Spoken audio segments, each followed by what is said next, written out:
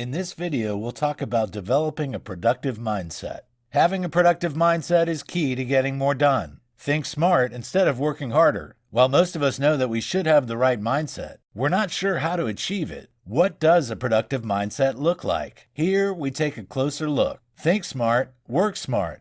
The importance of your frame of mind. When you have a productive mindset, you can make the best use of all your resources. You'll maximize your efforts, your energy, and your time. It isn't about working harder. It isn't about trying to accomplish everything. It isn't even about trying to get things done as quickly as possible. A productive mindset is about making the most of the things you have. It's also about enjoying the process. With this frame of mind, you'll think smarter and work smarter, getting more done. What elements does a productive mindset have? Which elements do you need to nurture in yourself to become more productive? Here are some of the best. Curiosity, a willingness to question, explore, and seek out new concepts and ideas. It's also the desire to learn and know more things. Motivation. Without it, you cannot improve or make progress. Vision. If you can visualize the things you want to achieve, you can focus on them better. When you have a clear picture in your mind, you can strive towards those goals.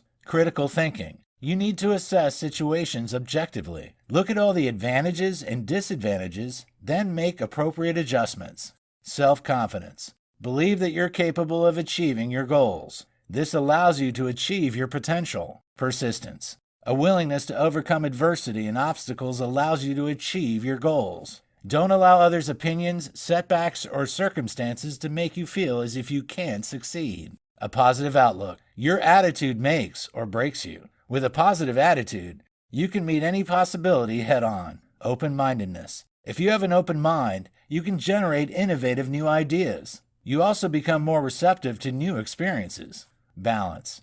To function properly, you need to maintain balance in your life. It's important to work towards your goals. However, it's equally important to recharge your batteries from time to time. Pushing yourself too hard only leads to frustration and burnout. When you integrate all these elements into your thought process, you'll develop a productive mindset. As a result, you'll achieve your goals more effectively. Plan your day. Planning is key to success. Plan every day, the evening more. Using to-do lists can help you to stay productive. They improve your focus and organization. You can make those lists as long or as short as you wish. You may find it most helpful to keep them to just 3 or 4 items. That way, you'll be more likely to achieve those goals. This will boost your mental well-being and increase your productivity exponentially. Too many items on a list just cause you to feel overwhelmed and disoriented. Jot down your to-do list each evening before you go to bed. This gives you a good start to the next day. Instead of having to waste time focusing on which tasks need to be done,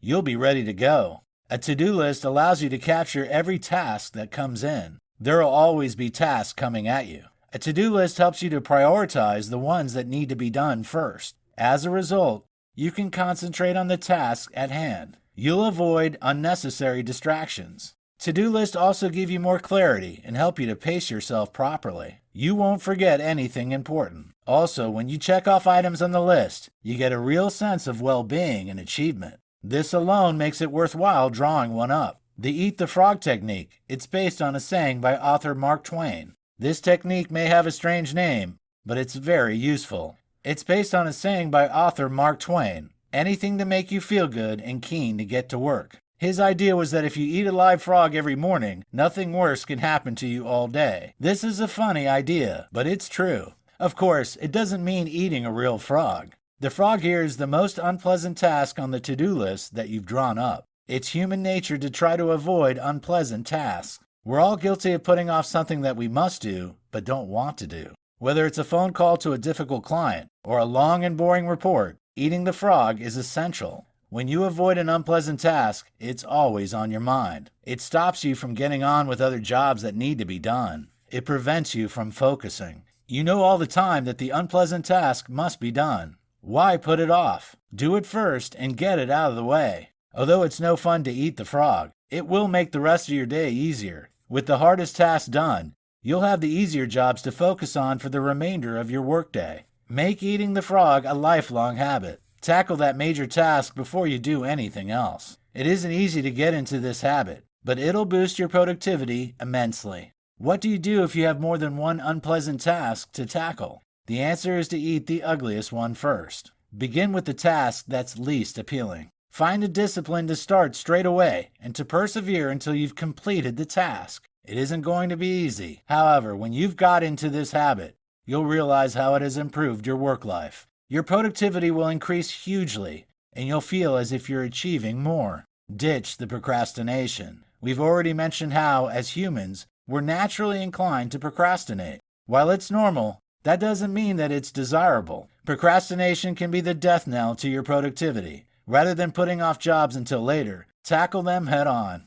This is where the eat the frog technique comes into play. However, it doesn't just apply to the least appealing jobs. It applies to absolutely everything in your life. Whether at work or at home, ditching the procrastination can make a huge difference. You might not think that procrastination is a major issue. If you're putting off reports that need to be done for Friday until Thursday afternoon, is that really a problem? After all, you're getting them done on time. So, how can the delay be impacting your overall productivity? Let's take a closer look. Imagine it's Monday and you've got a vital report to finish for Friday morning. You know the report is essential. However, it requires lots of research. You don't enjoy researching and writing the report. You therefore decide to put it off. You spend the following 3 days working on other, less vital tasks. When Thursday comes around, you realize the report still needs to be done. You're trapped. You've got lots of other work to do. However, you can't work on any of them. You need to get that research done and the report completed. You must work all night to meet your deadline. You submit the report as required on Friday. Everything's fine. However, look at how it impacted on your productivity.